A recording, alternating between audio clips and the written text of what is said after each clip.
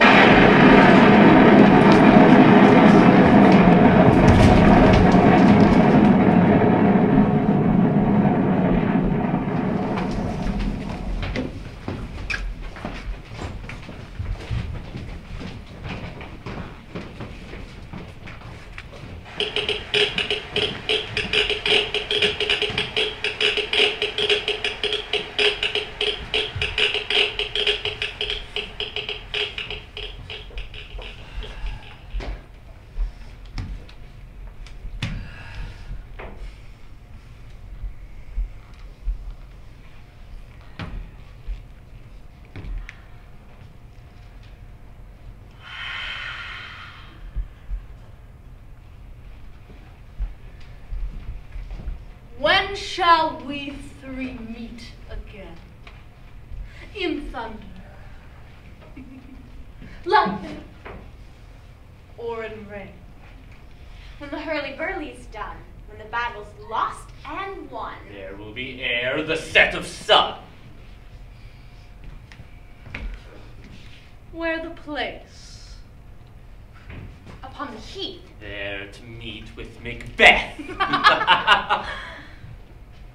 I come, Grey Malkin. That it calls. Anon. Fair is foul, and foul is fair. Hover through the fog and fill the air.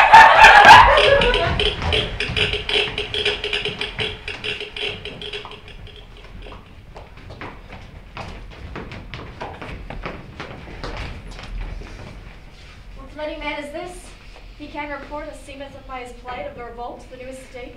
This is the sergeant who, like a good and hardy soldier, fought against my captivity. Hail, brave friend, say to the queen the knowledge of the broil as thou didst leave it. Doubtful it stood, as two spent swimmers that do cling together and choke their art. The merciless MacDonald, worthy to be a rebel for to that the multiplying villainies of nature do swarm upon him, and fortune on his damned world smiling showed like a rebel's whore, but all's too weak for brave Macbeth. Well, he deserves that name, disdaining fortune with his brandished steel, which smoked with bloody execution like valor's minion carved out his passage, till he faced the slave, and fixed his head upon our battlements. Oh, valiant cousin, worthy gentleman. Mark, Queen of Scotland, mark. No sooner had justice with valor armed compelled these skipping currents to trust their heels, but the Norwegian lord, surveying vantage with furbished arms and new supplies of men, began a fresh assault. Dismay not this our captains, Macbeth and Banquo. Yes, as sparrows, eagles, or the hare the lion, if I say sooth, I must report they were cannons overcharged with double cracks, so they doubly redoubled strokes upon the foe, but I am faint. My gashes cry for help. So well thy words become thee as thy wounds, they smack of honor both. Go get him, surgeons. Who comes here? The worthy thing of Ross. When haste looks in his eyes, so should he look that seems to speak things strange. God save the Queen! Whence camest thou, worthy thing? From Fife, great Queen. where the Norwegian banners flout the skies and fan our people cold. Great Norway himself, with terrible numbers and assisted by that most disloyal traitor, the Thane of Cawdor, began a most dismal conflict. Till that Bellona's bridegroom, lapped in proof, confronted him with self-comparisons, point against point rebellious, arm against arm, curbing his lavish spirit. And, to conclude, the victory fell on us! Oh, great happiness! No more that Thane of Cawdor shall deceive our bosom interest. Go pronounce his present death, and with his former title greet Macbeth. I'll see it done. Which he hath lost, noble Macbeth hath won.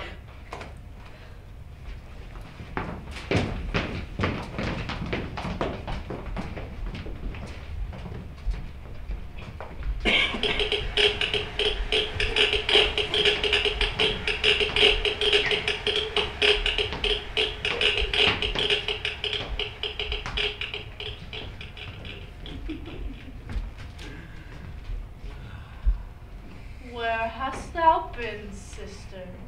Killing swine. And sister, where thou?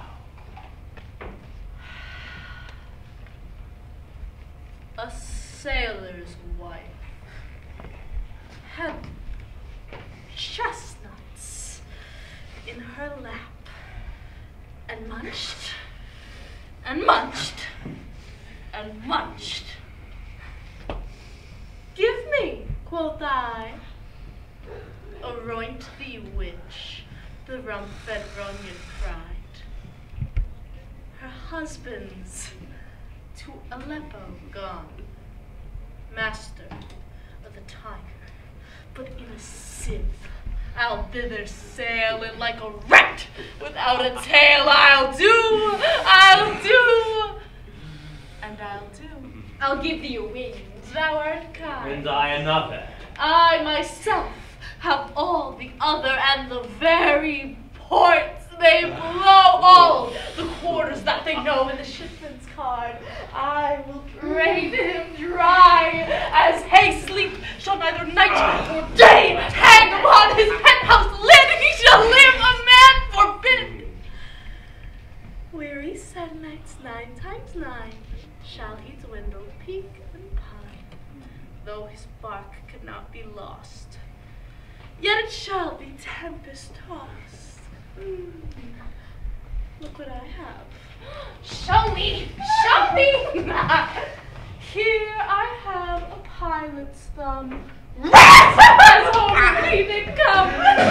A drum, Macbeth, Lord come. The weird sisters, hand in hand, posters of the sea and land, thus to go about, Thrice to die. and thrice to mine, And thrice again. to make up 9 peace. The charms wound up. So foul and fair a day I have not seen.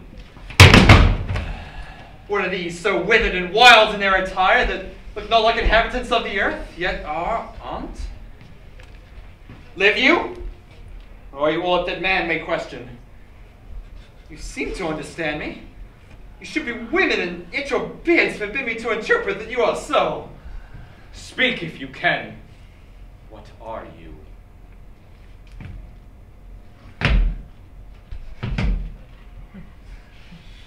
All hail Macbeth. Hail to thee, Thane of Glamis. All hail Macbeth. Hail to thee, Thane of Cawdor. All hail Macbeth, thou shalt be king hereafter. Good sir, why do you start and seem to fear things that do sound so fair? In the name of truth, are ye fantastical? Well, that indeed which outwardly you show. My noble partner you greet with present grace and great prediction of noble having and royal hope, that he seems rapt withal. To me, you speak not. If you may look into the seeds of time and tell which grain will grow and which will not, speak then to me, who neither beg nor fear your favors nor your hate. Hail hail. Lesser than Macbeth. And greater. Not so happy. Yet much happier? Thou shalt get kings, though thou be none. So all hail Macbeth and Banquo. Banquo and Macbeth. All hail. Stay, you imperfect speakers. Tell me more. By Signal's death, I know I am Thane of Glamis. But how of Cawdor? The Thane of Cawdor lives, a prosperous gentleman. To be king stands not within the prospect of belief, no more than to be of Cawdor. Say from whence you owe this strange intelligence, or why here upon this blasted heath you stop us with such prophetic greetings. Speak, I charge you.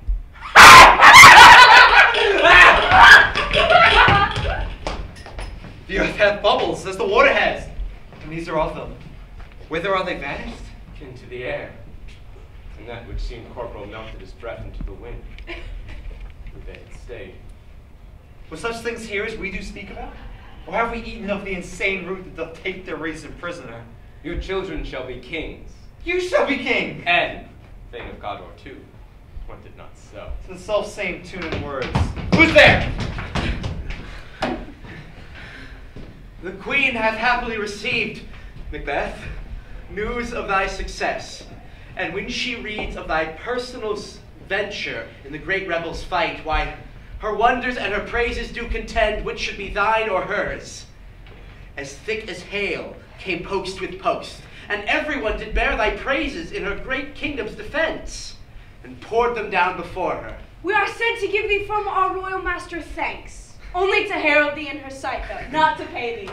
But, in earnest of a greater honor, she bade me, from her, call thee Thane of Cawdor. In which addition hail, most worthy Thane, for it is thine. What, can the devils be true? The Thane of Cawdor lives. Why do you dress me in borrowed robes? Who as Thane lives yet, but with heavy judgment bears that life which he deserves to lose. Whether he did align with those of Norway, or did line the rebels with hidden help and vantage, or with both did labor in his country's wreck, I know not. But treason's capital, confessed and proved, have overthrown him. Glamis and Thane of Cawdor.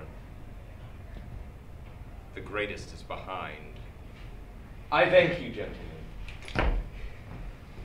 Do you not hope your children shall be kings, when those that gave the Thane of Cawdor to me promised no less to them? That trusted helmet and kindle you into the crown, besides the Thane of Cawdor. But 'tis strange, and oftentimes to win us to our harm, the instruments of darkness tell us truths, win us with honest trifles to betray us in deepest consequence. Cousin's a word, I pray you. 2 truths have been told. The happy prologue to the swelling act of the imperial theme. I thank you for your pains. Cannot be ill. Cannot be good. If ill, why has it given me in earnest of success, commencing in a truth? I am Thane of Cawdor.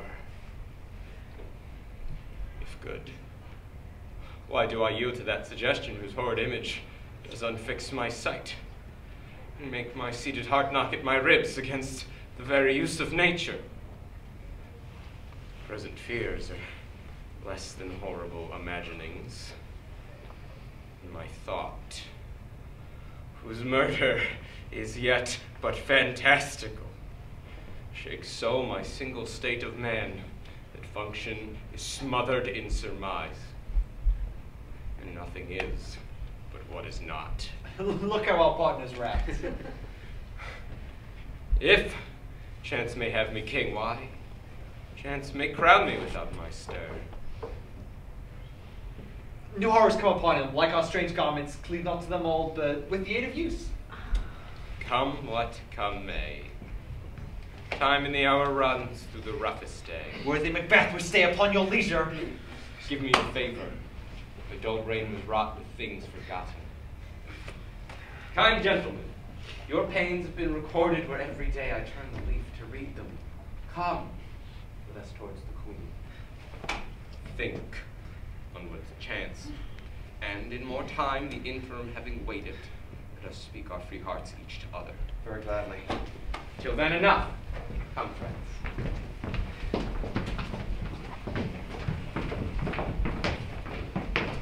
Is execution done on Cawdor? Are not those in commission yet returned? My liege, they are not yet come back. But I have spoke with one that saw him die, who did report that very frankly he confessed his treasons, implored your highness's pardon, and set forth a deep repentance.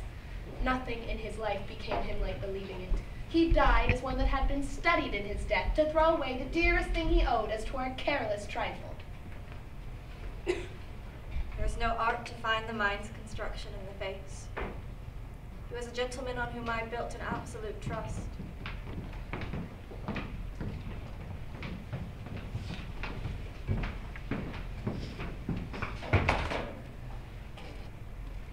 Worthy cousin, the sin of my ingratitude even now was heavy on me. Thou art so far before, the swiftest wing of recompense is slow to o'ertake thee. Would thou had less deserved that both the proportion of thanks and of payment might have been mine. Only I have left to say, more is thy due than more than all can pay. The service and loyalty I owe, in doing it pays itself. Your Highness's part is to receive our duties, and our duties are to your throne, state children, and servants, who do all but what they should, by doing everything safe toward your love and honor. Welcome hither. I have begun to plant thee, and shall labor to make thee full of growing. Noble Banquo, thou hast no less deserved, nor should be known no less to have done so. Here, let me hold thee. There, if I grow, the harvest is your own. My plenteous joys, wanton in fullness, seek to hide themselves in drops of sorrow. Sons, kinsmen, thanes, you whose places are nearest, know we shall establish our state upon our eldest, Malcolm, whom we name hereafter the Princess of Cumberland, which honor must, not unaccompanied, invest her only, but signs of nobleness like stars shall shine on all deservers from hence to Inverness, and bind us further to you. The rest is labor, which is not used for you. I'll be myself the harbinger and make joyful the hearing of my wife with your approach. So humbly take my leave. My worthy Cawdor. The Prince of Cumberland. That is a step on which I must fall down, or else or leap. For in my way it lies. Stars, hide your fires. Let not light see my black and deep desires. The eye winks at the hand, yet let it be what the eye fears. When 'tis done, to see. True and worthy Banquo, he is so full valiant, and in his commendations I am fed. It is a banquet to me. Let us after him, whose care is gone before to bid us welcome. It is a peerless kinsman.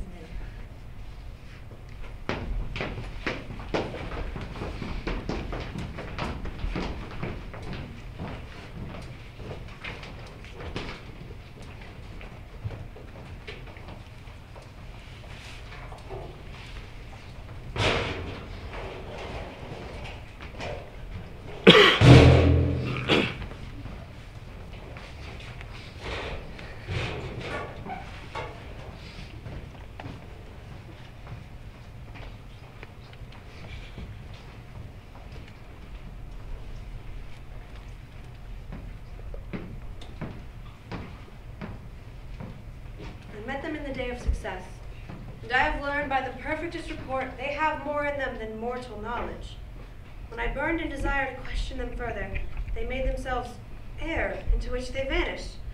So I stood wrapped in the wonder of it, came missives from the Queen, who all hailed me Thane of Cawdor, by which title before these weird sisters had saluted me, and referred me to the coming on of time with, Hail, King that shalt be. This I have thought good to deliver on thee, my dearest partner of greatness, that thou mightst not lose the dues of rejoicing by being ignorant of what greatness is promised thee. Lay it to thy heart, and farewell. Glamis thou art, and Cawdor, and shalt be what thou art promised. But I do fear thy nature. It is too full of the milk of human kindness to catch the nearest way. Thou wouldst be great, art not without ambition, without the illness should attend it. That which thou wouldst highly, that wouldst thou holily. Wouldst not play false, and yet wouldst wrongly win. Thou'st has, great Glamis, that which cries, thus thou must do, if thou have it, and rather which thou dost fear to do than wishes should be undone. Hie thee hither, that I may pour out my spirits in thine ear, and chastise with the valor of my tongue all that impedes thee from the golden round, which fate and metaphysical aid doth seem to have thee crowned withal. What is your tidings? The Queen comes here tonight. Thou art mad to say it is not thy master with her, who were it so would have informed for preparation. So please you, it is true. Our Thane is coming. One of my fellows had the speed of him, and almost dead for breath, had scarcely more than would make up his message. Give him tending. He brings great news. The raven himself is hoarse that croaks the fatal entrance of Duncan under my battlements. Come, you spirits that tend on mortal thoughts, unsex me here, and fill me from the crown to the toe top full of direst cruelty. Make thick my blood. Stop up the access and passage to remorse, that no compunctious visitings of nature shake my fell purpose, nor keep peace between the effect and it. Come to my woman's breast, and take my milk for gall, you murdering ministers, wherever in your sightless substances you wait on nature's mischief. Come, thick night, and pale thee in the dunnest smoke of hell, that my keen knife see not the wound it makes, nor heaven peep through the blanket of the dark to cry, hold, hold.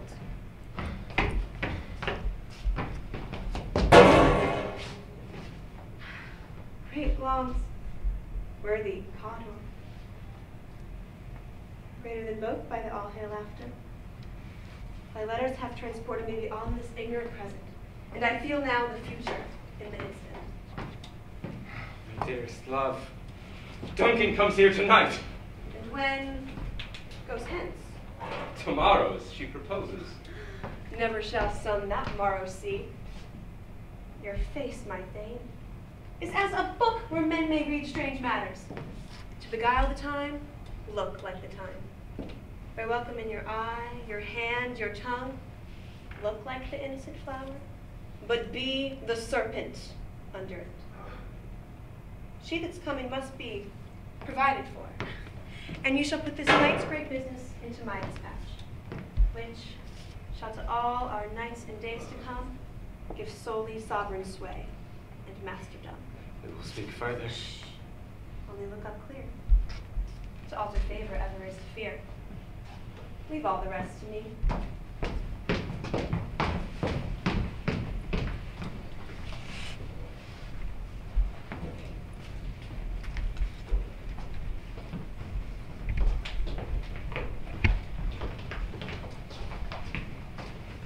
This palace hath a pleasant seat. The air doth nimbly and sweetly recommend itself unto our gentle senses. The air is delicate. See, our honored hostess.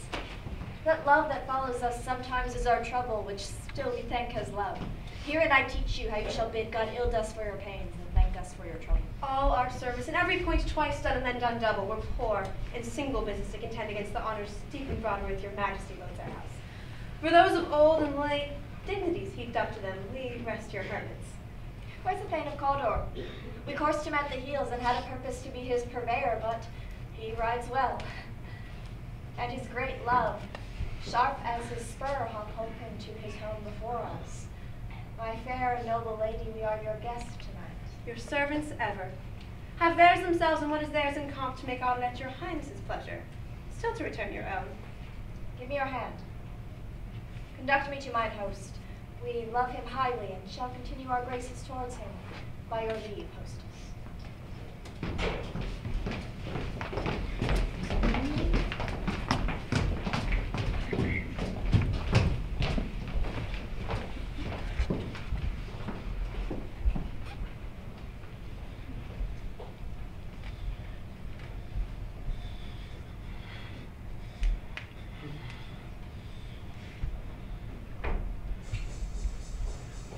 If it were done, when 'tis done, then 'twere better it were done quickly. If the assassination could tremble up the consequences and catch with her secret success, that this blow may be the be-all and end-all here. Here, upon this bank, in the shoal of time, we jump the life to come. In these cases, we still have judgment here. But we but teach these bloody instructions, which, being taught, return to plague the inventor. This even-handed justice commends the ingredients of our poison chalice to our own lips.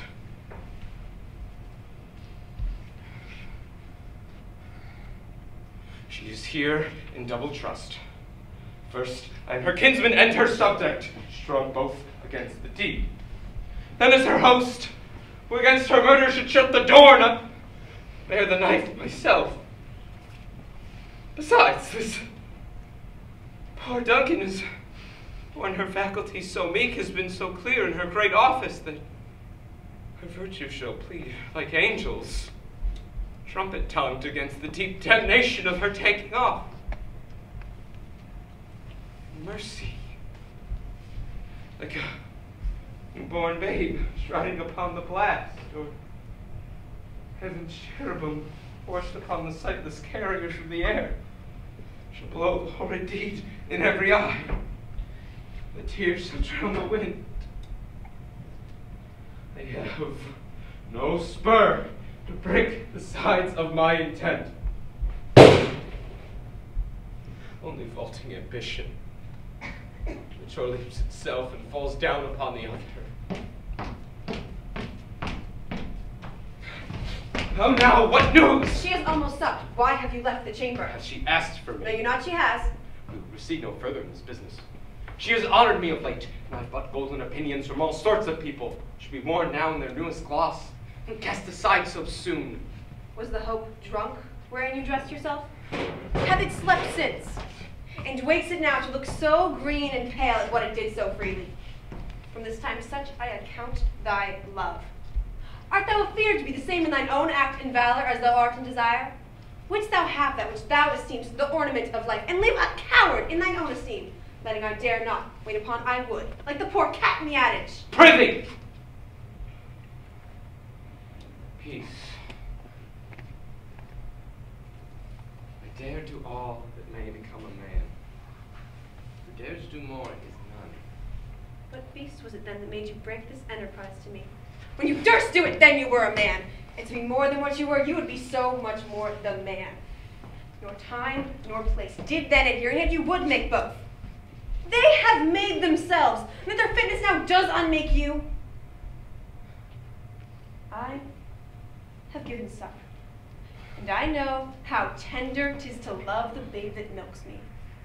I would, while it was smiling in my face, have plucked my nipple from its boneless gums and dashed the brains out, had I so sworn as you have done to this.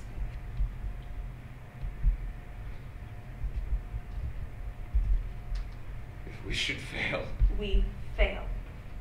But screw your courage to the sticking place, and will not fail. When Duncan is asleep, where to the rather shall her day's hard journey soundly invite her, her two chamberlains will I with wine and wassail so convince that memory, the warder of the brain, shall be a fume, and the receipt of reason a limbeck only. When in swinish sleep they lie as in a death, what cannot you and I perform upon the unguarded Duncan? But not put upon her spongy officers, who shall bear the guilt of our great quell. Bring forth men, children only. For thy undaunted metal should compose nothing but males. Will it not be received? And we've marked with blood those sleepy two of her own chamber, and use their very daggers that they have done it. Who dare receive another, as we shall make our griefs and clamor roar upon her death.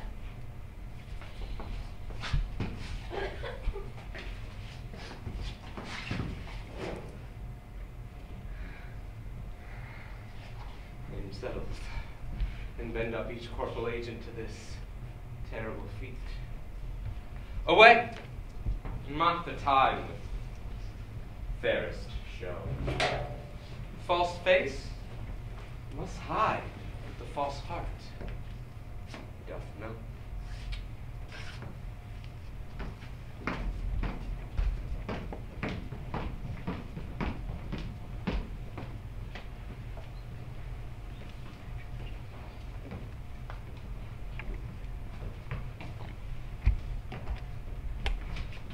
How goes the night, boy? The moon is down. I have not heard the clock. She goes down at 12. I take it 'tis later, sir. Hold. Take my sword.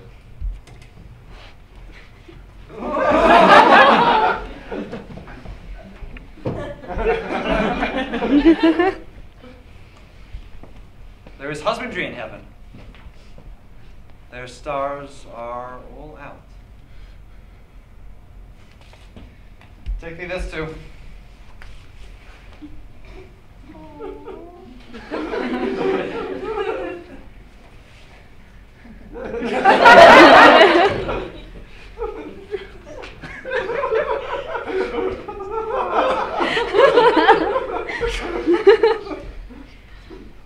Heavy summons lies like lead upon me, and yet I would not sleep. Merciful powers restrain in me the cursed thoughts that nature gives way to in repose. Give me my sword. Who's there? A friend. What, sir, not yet at rest? The queen's abed. She hath been an unusual pleasure, and sent forth great largesse to your offices. But this time when that you greet your wife withal, by the name of most kind hostess, and shut up in measureless content. Being unprepared, our will became the servant to defect, which should else free have wrought. All's well. I dreamt last night of the three Wade sisters. To you they have showed some truth. I think not of them. Yet, when we can entreat an hour to serve, we would spend it in some words upon that business. At your kindest leisure. If you will cleave to my consent when 'tis, it shall make honor to you. And so I lose not in seeking to augment it, and keep my bosom franchised and allegiance clear. I shall be counseled. Good. Propose the why. Delight to you, sir.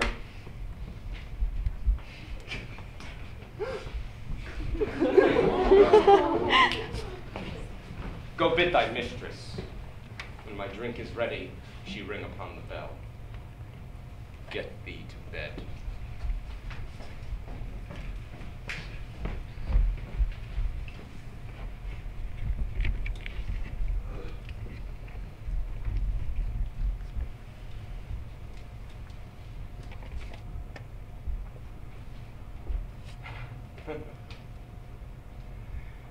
Is that a dagger I see before me? Its handle towards my hand? Come, let me clutch thee. I have thee not, and yet I see thee still. Art thou not, fatal vision, sensible to feeling as to sight? Or art thou but a dagger of the mind, a false creation proceeding from the heat-oppressed brain?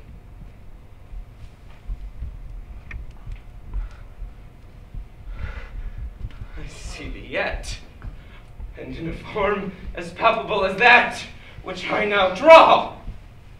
Thou marshallest me the way I was going, and such an instrument I was to use.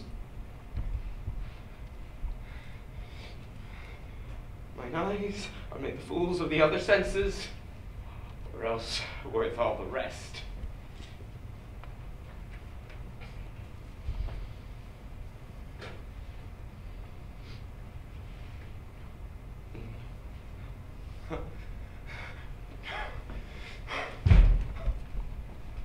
I see these still, and I bleed in dungeon gulps of blood that were not so before.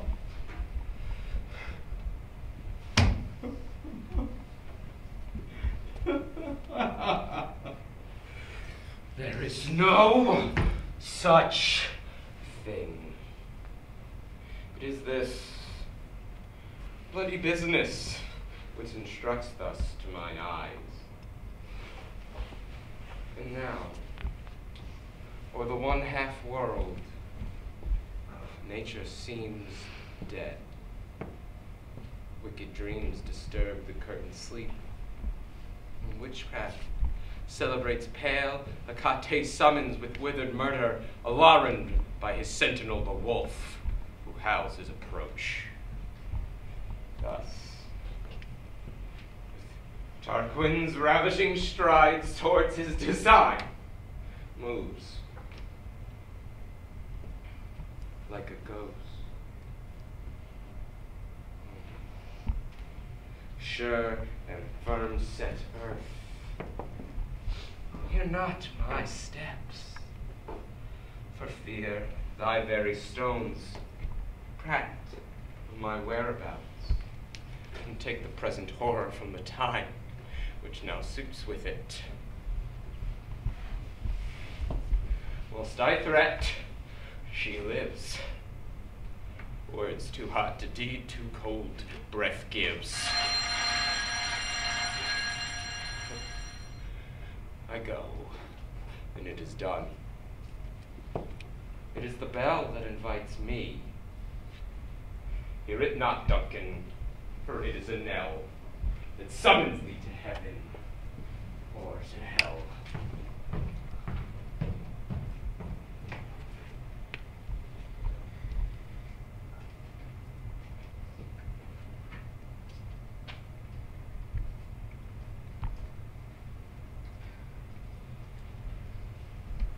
What hath made them drunk hath made me bold. What hath quenched them hath given me fire. Hark! Peace. It was the owl that did shriek, the fatal bellman which gives the stern skip night. He is about it. The doors are open and the surfeited grooms do mock and charge with snores. I have drugged their pulses. The death and nature do contend about them whether they live or die. Who's there? What's wrong? Alack, afraid they have awaked and 'tis not done. The attempt and not the deed confounds us. Hark, I laid their daggers ready, he could not have missed them. Had she not resembled my mother as she slept, I had done it.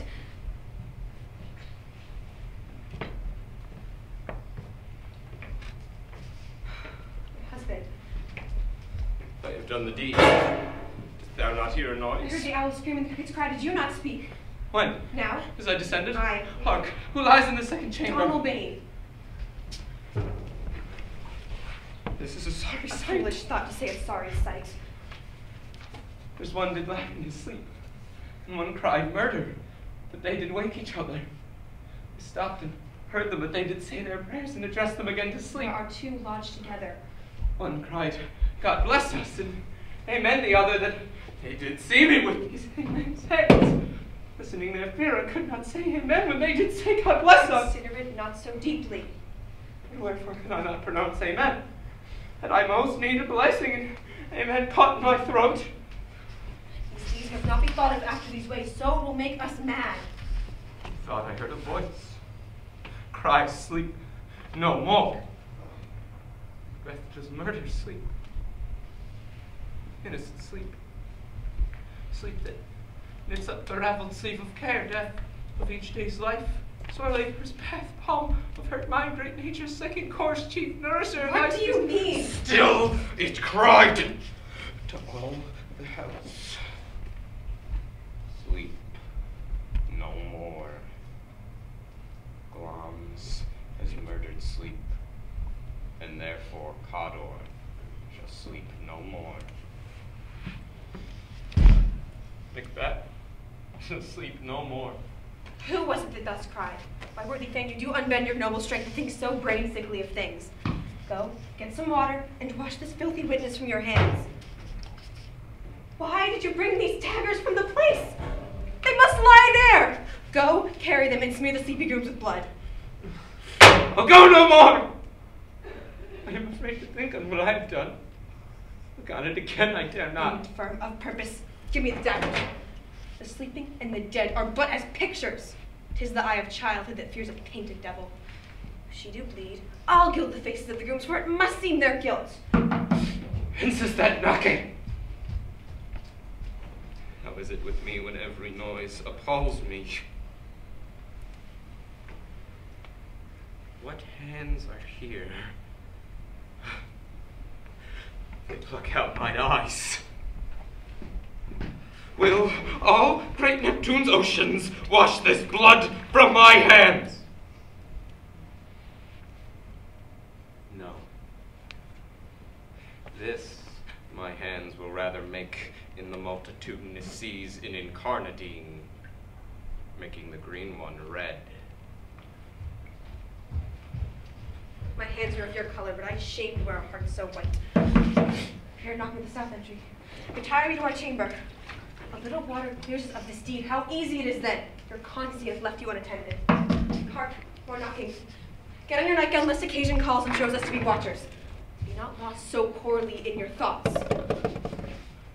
To know my deed, 'tis best not know myself.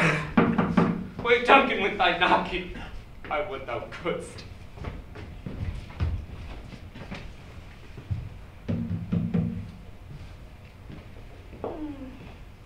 Here's a knocking indeed. If man report of a hellgate should of old turning the key. Anon, anon, I pray you remember the porter.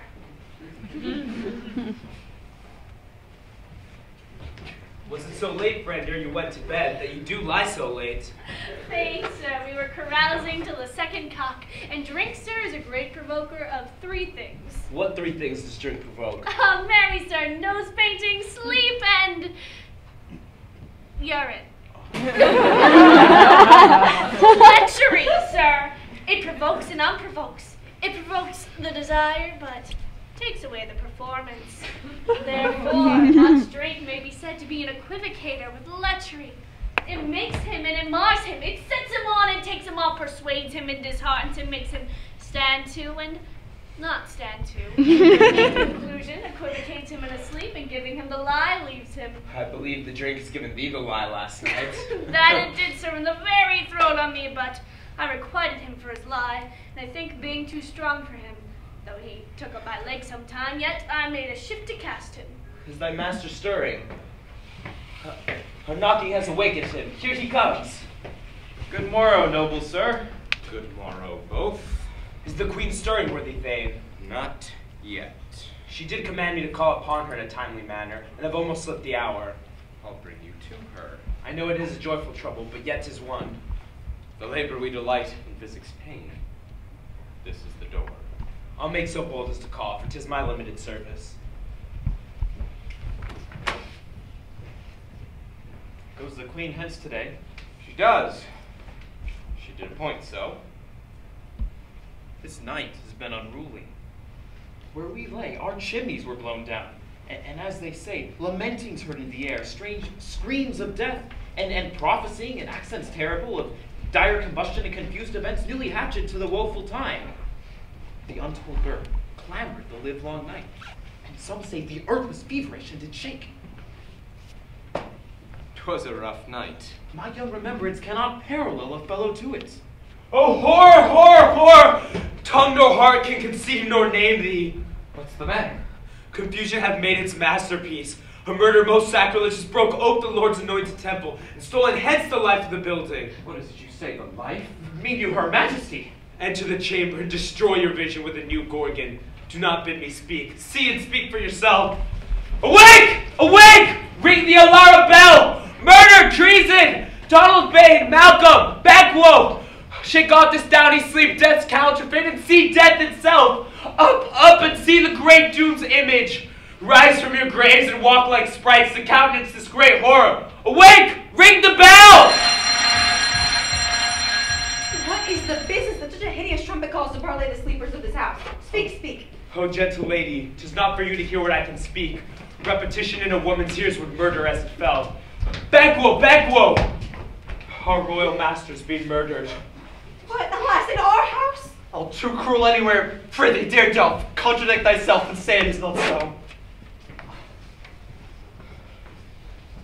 Had I but died an hour before this chance, I'd have lived the blessed time. From this instant, there is nothing serious in mortality.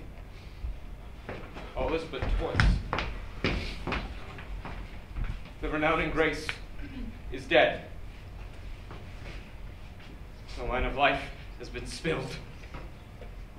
The mere leaves are left this vault to brag of. What is amiss? You are. I do not know it. The spring, the head, the fountain of your blood stopped.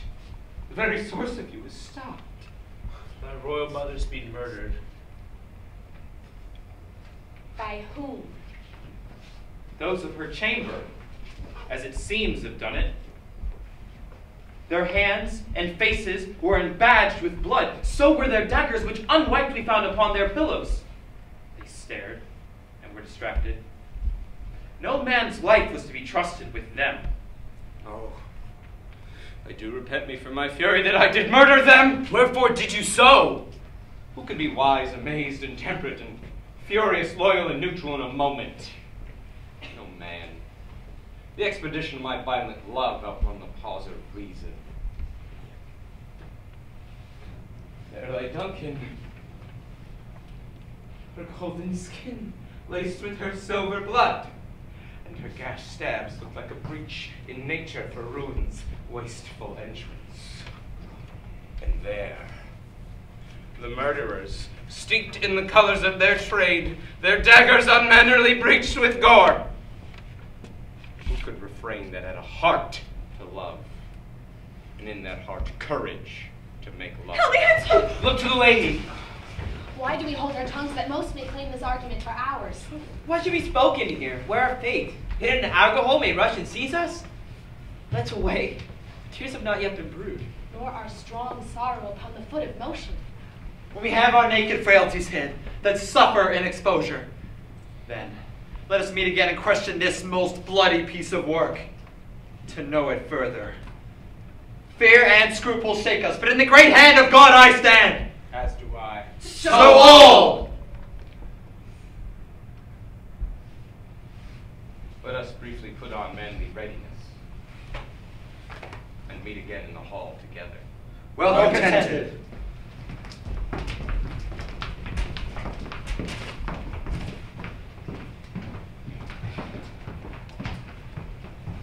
What will you do? Let's not consort with them. To show an unfelt sorrow is an office which the false man does easy. I'll to England. To Ireland I. Our separate fortune shall keep us both the safer. Where we are, there's daggers and men's smiles. The near in blood, the near bloody. This murderous shaft that shot hath not yet lighted, and the safest way is to avoid the aim. Therefore to horse, and let us not be dainty in our leave-taking, but shift away. There's mercy in that theft which steals itself when there's no mercy left.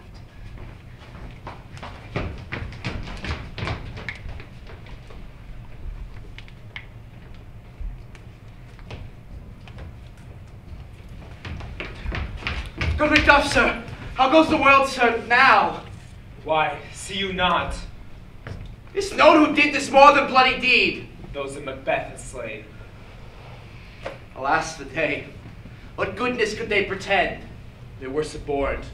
Malcolm and Donald Bane, the king's two children, are stolen away and fled from Scotland, which puts upon them suspicion of the deed. Against nature still? Oh, thriftless ambition that will raven up thine own life's means. Then 'tis most likely the sovereignty will fall upon Macbeth. He is already named and gone to Scotland to be invested. Where is Duncan's body? Carried to Colmakill, the ancient storehouse of their predecessors and guardians of their bones. Will you then to Scud? No, cousin. I'll to Fife. Well, I will thither. May you see things well done there. Adieu, lest our old robes sit better than our new. Farewell.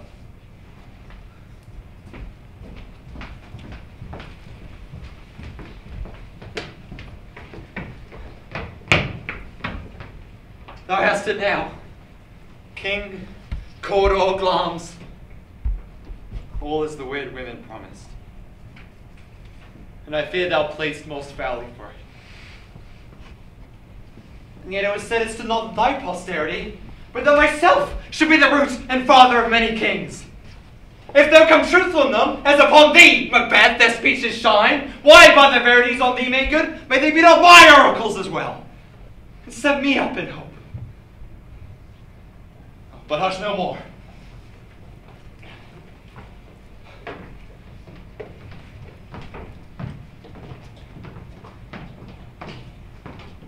Here's our chief guest. If he had been forgotten, it would have been as a gap in our great feast, and all thing unbecoming. Tonight we hold the solemn supper, sir, and I'll request your presence. Your Highness, let you to command upon me, to the which my duties are, with a most indissoluble tie, forever knit. Ride you this afternoon. I, my good lord. We would else have desired your good advice, which has been both grave and prosperous in this day's council. But we'll take tomorrow. Is it far you ride?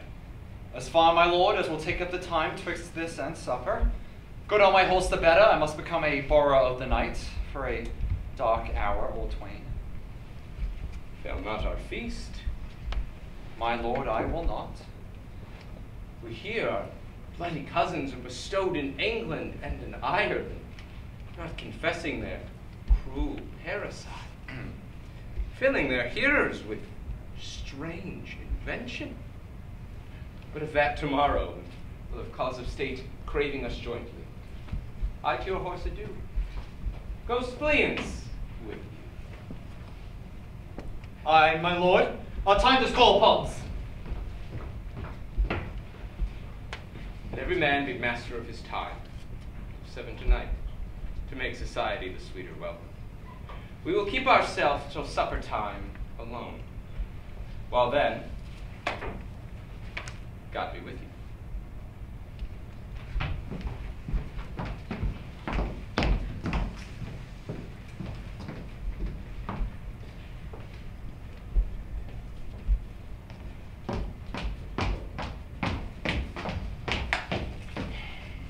Sirrah, a word with you.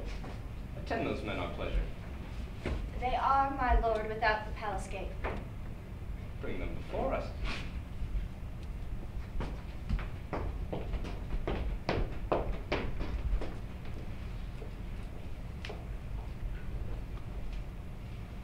To be thus is nothing, but to be safely thus. Our fears in Banquo stick deep, and in his royalty of nature reigns that which would be feared. 'Tis much he dares. To that dauntless temper of his mind, he has a wisdom that doth guide his valor to act in safety.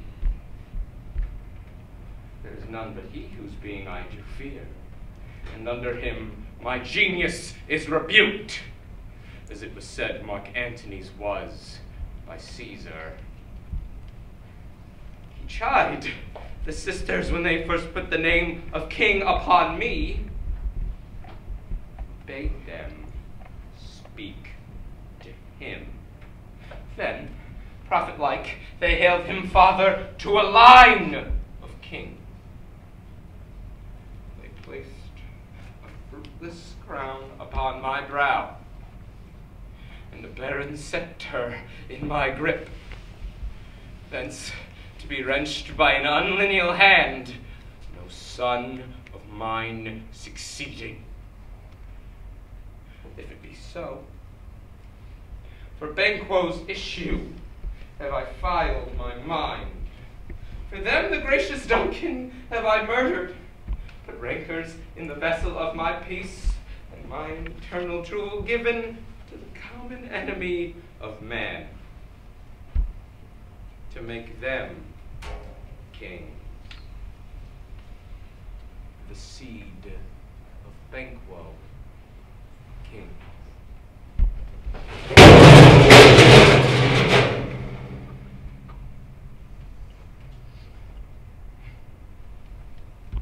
Then let fate come into the list, and marshalless me to the utterance. Who's there? Now wait at the door till we call again.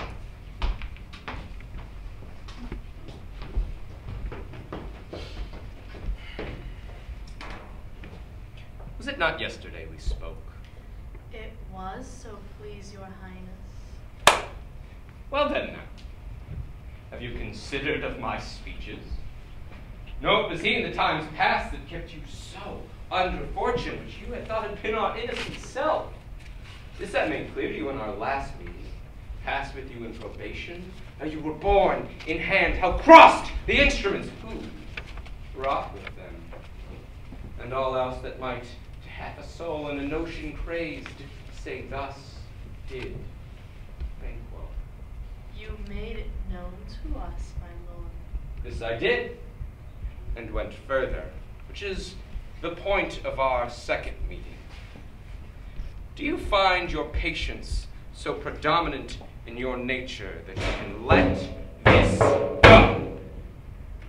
Are you so expelled to pray for this good man and his issue, whose heavy hand has bowed you to the grave and beggared yours forever? We are men, my liege. Ah, in the catalogue ye go for men. There's hounds, greyhounds, mongrels, spaniels, curs, shocks, water rugs, and demi-wolves are clept by the name of dog. Now, if you have a station in the file, not I, the highest rank of man, say it, and I will put that business in your bosom, whose execution takes your enemy off, grapples you to the love and heart of us, who wears his health, but sickly in his life, which in his death were perfect. I am one, my liege, whom the vile blows and buffets of the world have so incensed that I am reckless what I do to spite the world. And I, another, so weary with disaster, tugged with fortune, that I would set my life on any chance to mend it or be rid of it. Both you know, Banquo is your enemy. True, my lord. And so he is mine. And in such bloody distance that every minute of his being thrusts against my nearest of life. And though I could, with barefaced power, sweep him from my sight and bid my will avouch it, yet I must not. For certain friends that are both his and mine, whose love I may not drop, but will wail his fall, he who I myself struck down. Thence it is, to your assistance, I do make love, masking this business from the common eye for sundry weighty reasons. We shall, my lord, perform what you command us. Though Your spirits shine through you. I will advise you in the hour where to plant yourselves. Acquaint you the perfect spy of the time, the moment on it, for it must be done tonight. And something else in the palace. Always thought I required a clearness.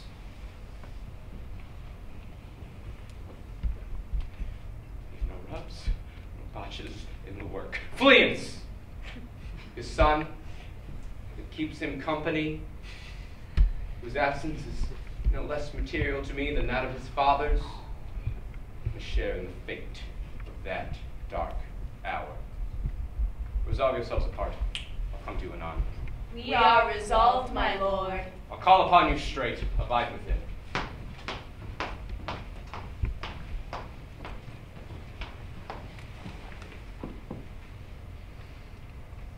It is concluded. Wait. Thy soul's flight. If it find heaven, let's find it out tonight.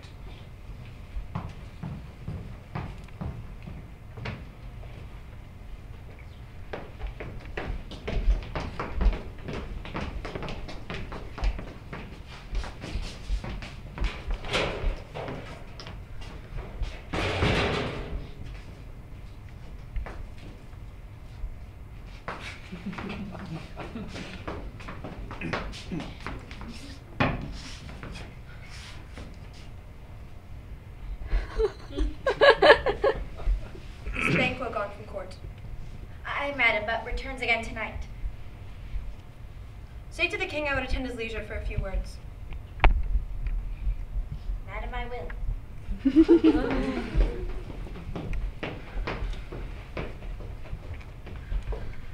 Naught is had. All is spent. For our desire is got without content. 'Tis safer to be that which we destroy than by destruction dwell in doubtful joy.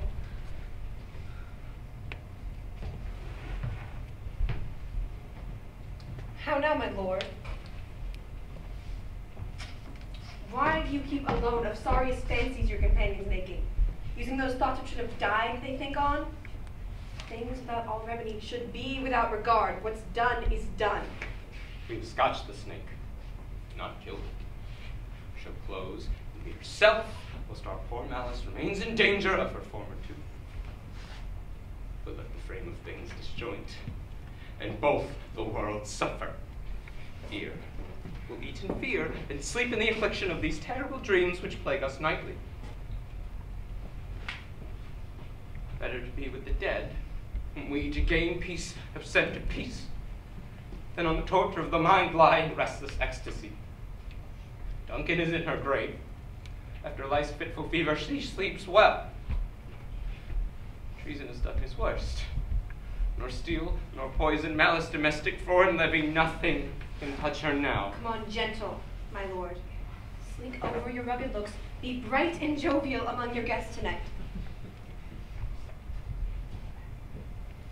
So shall I, love, and so I pray. Be you. Apply your remembrance to Banquo.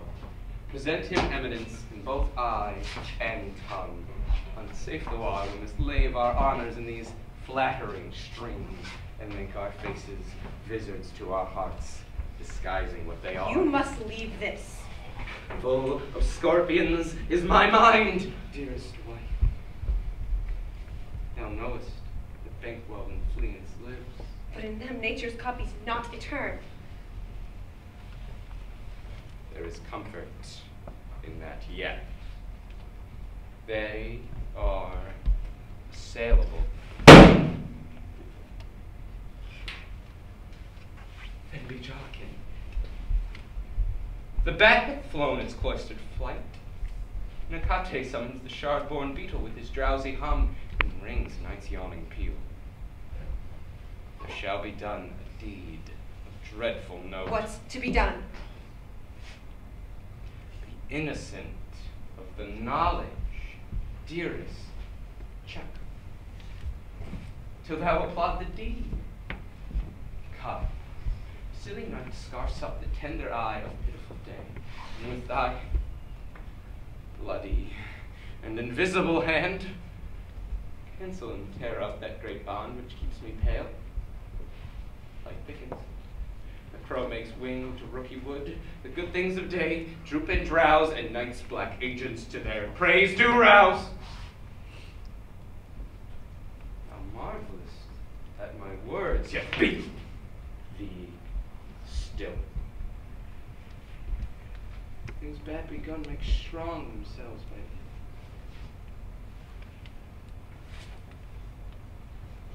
so pretty. Go with me.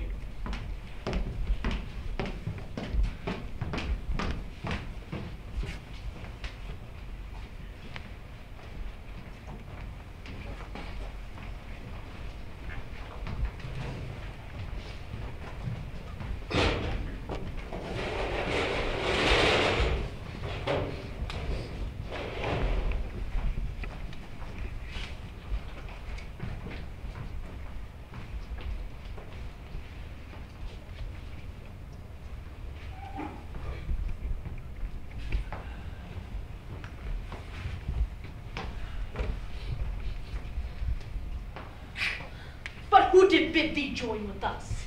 Macbeth. He deserves not our mistrust, since he delivers our offices and what we have to do to the direction just. Then stand with us. The west yet glimmers with some streaks of day.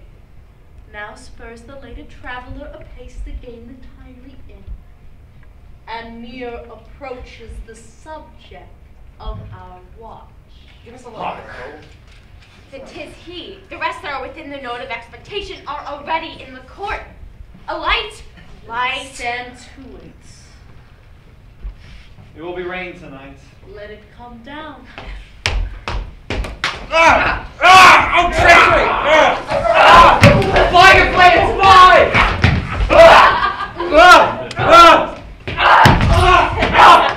Don't be instrument!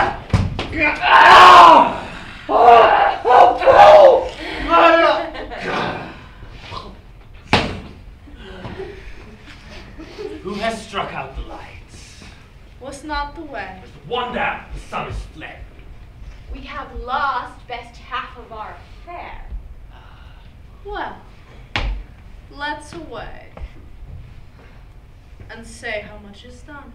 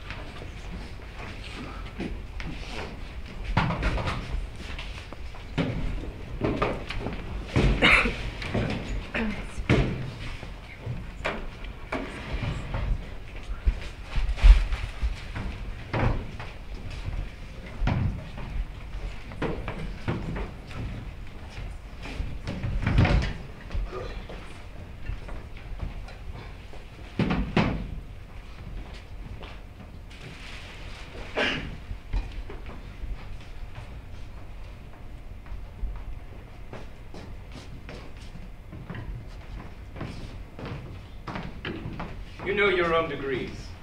Sit down. First. And last, a hearty welcome. Thanks to your majesty. Ourself will mingle with society and play the humble host. Our hostess keeps her state, but in time we will require her welcome. Pronounce it for me, sir. To all our friends, for my heart speaks, they are welcome.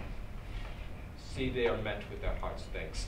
Both sides are even. Here I'll sit in the midst.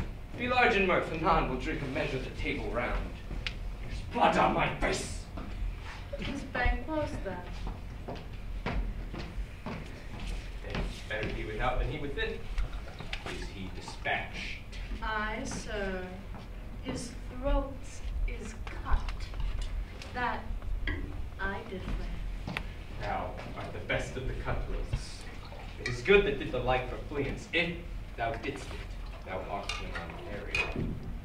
Most royal sir, Leonce escaped. So comes my fit again. I would have else been perfect. Whole as marble, founded as the rock, as broad in general as the casing air. But now I am cabined, cribbed, confined, bound up by saucy doubts and fears. With Banquo safe.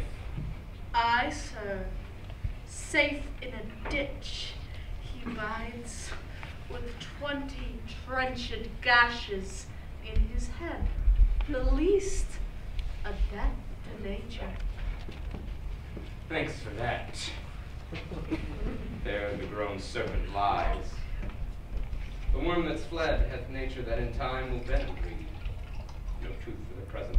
Get thee gone, ourselves will call again tomorrow. My royal lord, do not give the cheer. The feast is not often vouched what is a making, 'tis given with welcome. If we were best at home, from thence the sauce to meat is ceremony. Eating were fair without it.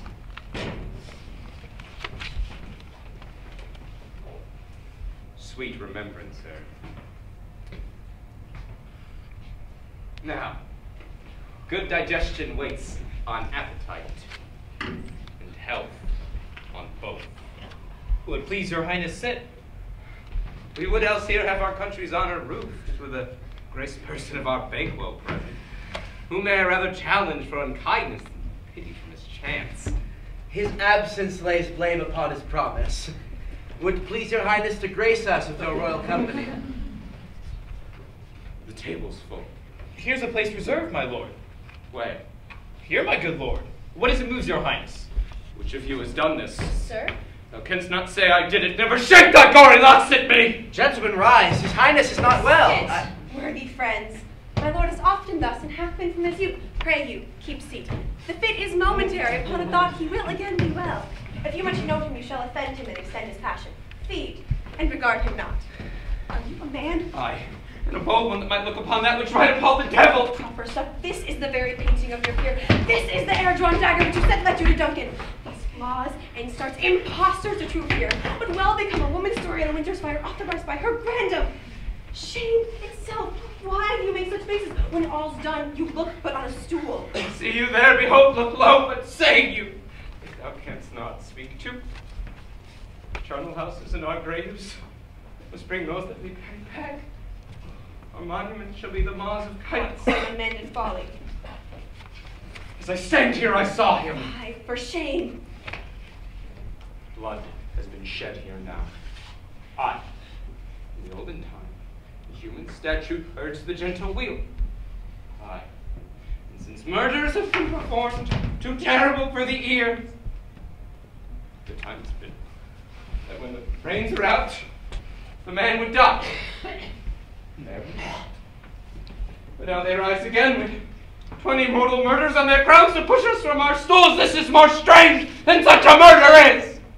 Worthy lord, your noble friends do lack you.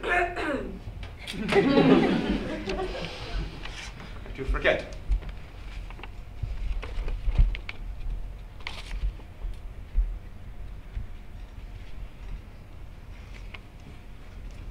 Do not muse at me, my most worthy friends. I have a strange infirmity which is nothing to those that know me. Come, love and health to all. Here I'll sit. Give me more wine. Fill full. And drink to the general joy of the table and to our dear friend Banquo, whom we miss, were he but here. To all and him we thirst, and all to all. Our duties and the pledge.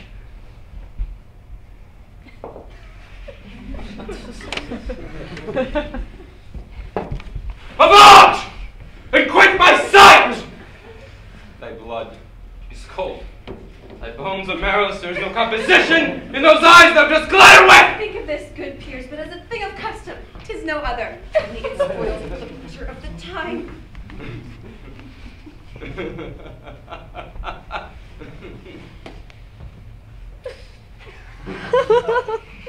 What man dare? I dare. Approach me with the rugged Russian bear, the armed rhinoceros, the Herculean tiger. Take any form but that, and my firm nerve shall never tremble, or be alive again. Dare me to the desert with my sword. Trembling I inhabit. Protest me the baby of a girl. Hence, horrible shadow, unreal mockery. Hence. So, being gone, I am a man again. You have displaced the mirth and broke the good eating with most admired disorder. Can such things be? And overtake us like a summer's cloud without our special wonder? You make me strange, even to the disposition that I owe. And I think you can behold such sights and keep the natural ruby of your cheeks while mine is blanched with fear. What sights, my lord? The question enrages him. And that once good night. And not upon the order if you're going, but go at once. Good night, and better health attend his majesty. A kind good night to all.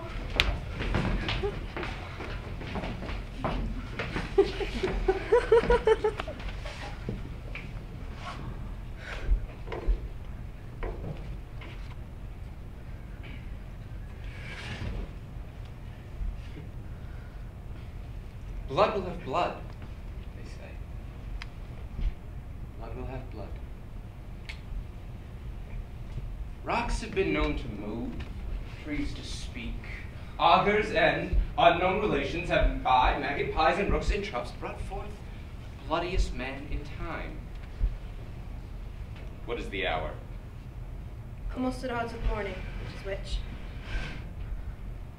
How say you Macduff denies his person at our great bidding? Did you send to him, sir? I hear it by the way. But I'll send out. There's not a one but in his house I keep a servant feed. Time I will, and times I will to the weird sisters. More they shall speak. For I am bent to know by the worst means the worst. And for mine own good, all causes shall give way. I am in blood, steeped so far that should I wade no more, returning were as tedious as go war. Strange things I have in head that will to hand, which must be acted ere they may be scanned. You lack the season of all nature's sleep. Come, we will to sleep. My strange and self-abuse is the initiate fear that once hard use. We are but young indeed.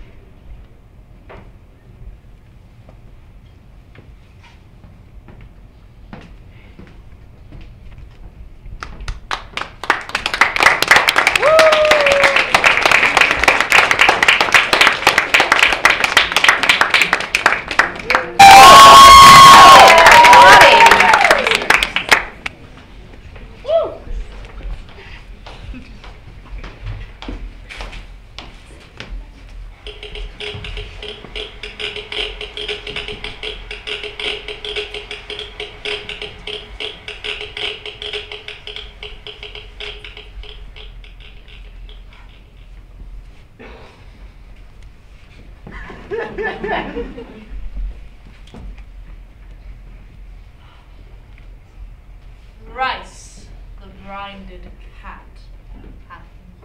Thrice and once the hedge pig whined. Pierre cries, 'tis time, 'tis time. Round about the cauldron go. In the poisoned entrails throw. Told the under cold stone days and nights. At 31, sweltered venom, sleeping got. Boil thou first in the charmed pot. Double, double, toil and trouble, fire, burn, and cauldron bubble. Fillet of a fetting snake, eat the cauldron boiling bait. I am newt and toe of frog, wool of bat and tongue of dog, adder's fork and blind lizard's leg and owlet's swing. For a charm of powerful trouble, like a hell broth boiling bubble. Double, double, toil and trouble, fire, burn, and cauldron bubble. Scale of dragon, tooth of wolf, which is muddy maw and gulf, that raven and salt sea shark, root of hemlock digging in the dark, liver of blaspheming Jew, gall of goat and slits of yew, lips, nose of Turk and Tartar's lips, finger of bird strangled babe, ditch livered by a drab, make the gruel thick and slab, add thereto a tiger's children, 40 ingredients of our cauldron, double, double, toil and trouble, fire, burn, Great cauldron bubble! Cool it with the fabulous blood. Then the charm is firm and good. By the pricking of my thumbs, something wicked this way comes.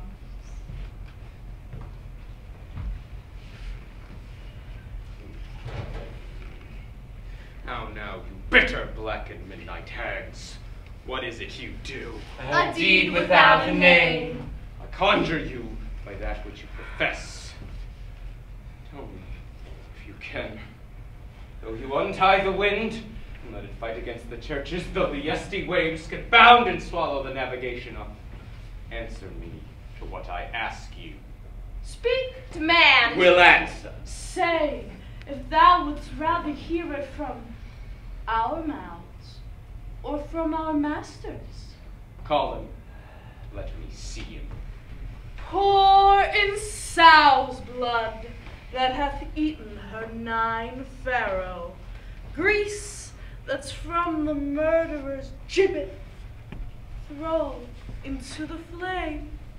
Come high or low, thyself and office deftly show. Tell me, thou unknown power. He knows thy thought. Hear his speech, but say thou not. Macbeth, Macbeth, Macbeth, beware Macduff, beware the Thane of 5, dismiss me enough. Whatever thou art for thy great pains, thanks. Thou hast helped my fear right, but one more thing. It will not be commanded. Yet, here's another, more potent than the first. Macbeth. Macbeth, Macbeth. Had I 3 ears, I'd hear thee. Be bloody, bold, and resolute. Laugh to scorn the power of man, for none of woman born shall harm Macbeth.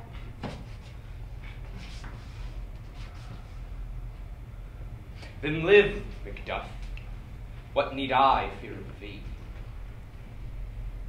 And yet I'll make assurance double sure, and take a bond of fate. Thou shalt not live while I tell pale-hearted fear it lies in sleep, in spite of thunder. What's this that rises like the issue of a king? Upon its baby brow wears the rounded top of sovereignty. Listen. But speak not to it. Be line-mettled, proud. Take no care who chafes, who frets, or where conspirers are. Macbeth shall never vanquished be, until great Birnam Wood, behind Dunsinane Hill, shall come against him. That shall never be. Who can impress the forest, bid the tree unfix its earth-bound root? Sweet bodements good. Rebellion's head rise never till the wood of Birnam rise, and our high-placed Macbeth live the lease of nature, and pay his breath to time and mortal custom. Yet my heart throbs to know one more thing. Tell me, if thou can tell so much, will Banquo's issue ever reign in this kingdom? Seek to know no more. I will be satisfied! Deny me this, and an eternal curse fall upon you. What noise is this? Why sinks that cauldron? Show! Show his eyes and grieve his heart. Come like shadows, so depart.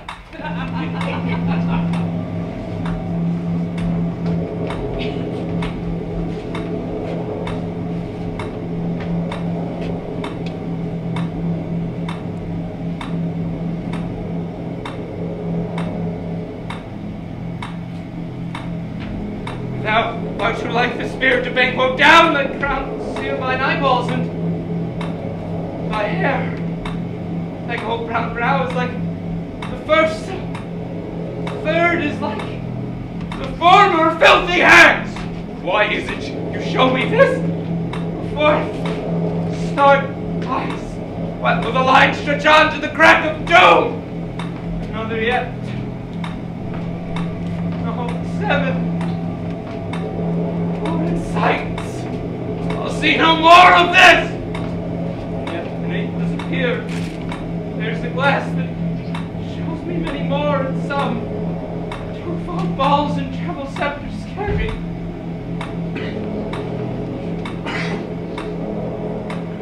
No, I know 'tis true. Blood-vaulted faithful smiles at me and points at them for his.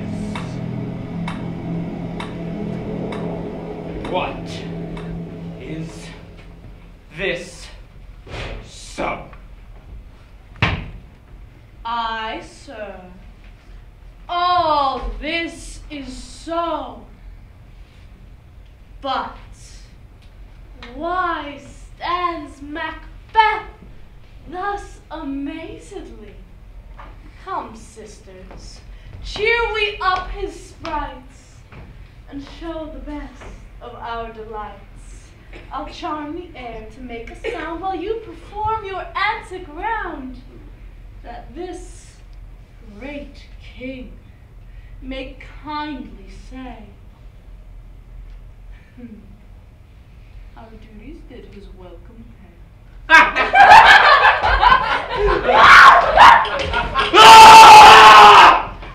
Where are they?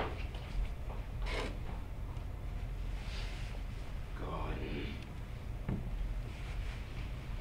Let this pernicious hour stand I accursed in the calendar. Come in without there. What is that bidding, my lord? Saw you the weird sisters. No, indeed, my lord. Came they not by you? No, my good lord. Accursed be the air whereon they ride, and damn those that trust them. Did hear the galloping of horses. Who was it came by? 'Tis through 2 or 3, my lord, that come to give you word Macduff is fled to England. Fled to England! Aye, my good lord.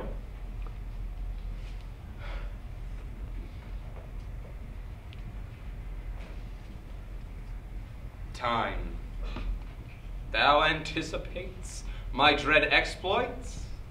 Thy flighty purpose can never be outrun,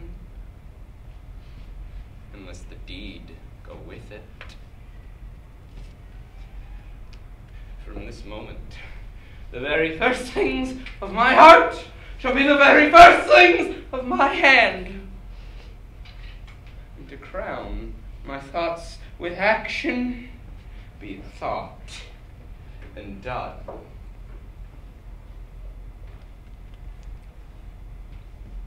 The castle of Macduff I will surprise, seize upon Fife, and give the edge of the sword to his wife, his babe, and all unfortunate souls that trace him in his line! But no more boasting like a fool. This deed I'll do before this purpose cool. Where are these men? Bring me before them.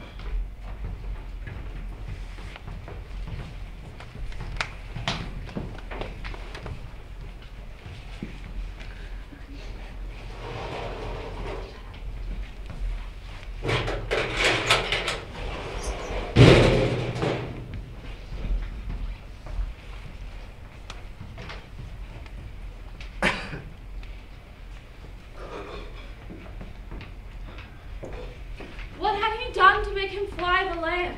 Please, madam, you must have patience. He had none. His flight was madness. When our actions do not, our fears do make us traitors. You know not whether it was his wisdom or his fear. Wisdom. To leave his wife, to leave his babes, his mansion, his titles, in a place from whence himself does fly? He loves us not. He wants the natural touch, for the poor wren, the most diminutive of birds, will fight her young ones in the nest against the owl. All is the fear, and nothing is the love. Dearest coz, school thyself. But for thy husband, he is noble, wise, judicious, and best knows the fits of the season. More than this I dare not speak now, but cruel are the times when we are traitors and know not ourselves, when we hold rumor from what we fear, and yet know not what we fear, but float upon a wild and violent sea, each way and move. I must take my leave of you. Shall not be long, or I'll be here again. Things at their worst shall cease, or else climb upward to what they once were. My pretty coz, blessings upon you. Fathered she is, and yet she is fatherless. I would be so much the fool should I stay long. It would be my disgrace and your discomfort.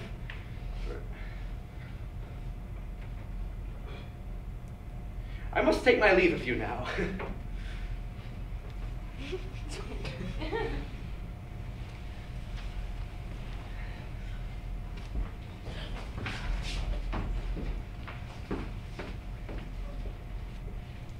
Sirrah, your father's dead. And what will you do now? How will you live? As birds do, Mother. What, with worms and flies? With what I get, I mean, and so do they. Poor bird, thou'st never fear the net nor line, the pitfall nor the gin. Why should I, Mother? Poor birds, they are not sent for. My father is not dead for all your say. Yes, he is.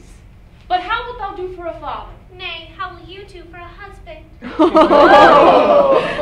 Why, I can buy me 20 at any market. Then you'll buy to sell again. Thou speakest with all thy wit, faith, and yet was wit enough for thee. Was my father a traitor, Mother? Aye, that he was. What is a traitor? Well, one that swears and lies. And be all traitors that do so? Everyone that does so is a traitor and must be hanged. And must they all be hanged that swear and lie?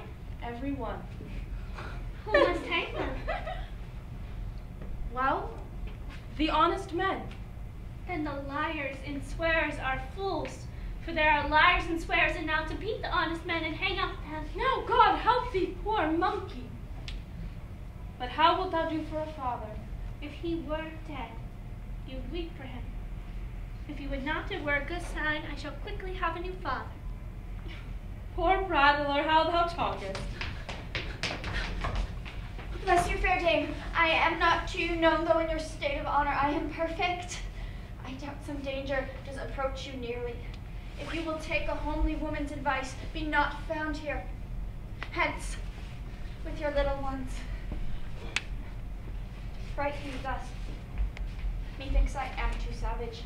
To do worse to you were fell cruelty, which is too nigh your person. Heaven preserve thee, I dare abide here no longer. Oh, whither should I fly? I have done no harm! Oh, but I am of this earthly world where to do harm is often laudable, to do good sometime accounted dangerous folly. Why then do I put up that womanly defense to say I have done no harm? What are these faces? Where is your husband? I hope in no place so unsanctified where such as thou mayest find him. He's a traitor. Thou liest, thou sacred villain!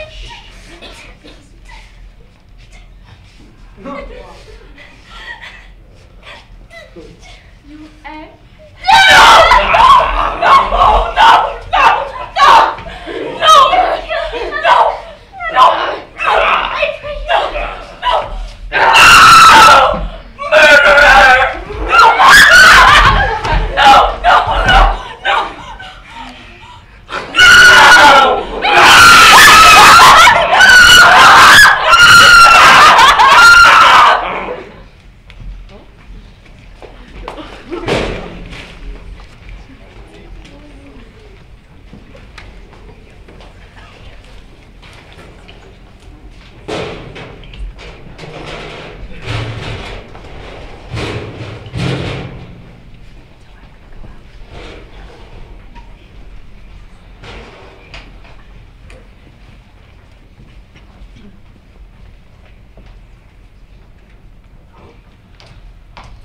Let us seek out some desolate shade, and there weep our sad bosoms empty. So let us rather hold fast the mortal sword, and like good men bestride our downfall and birthday. Each new mourn, new widows howl, new orphans cry, new sorrows strike heaven on the face, as they resound and it felt in Scotland like the syllable of dolor. What I believe, I'll wail. What no believe, and what I can redress, as I shall find the time to friend, I will.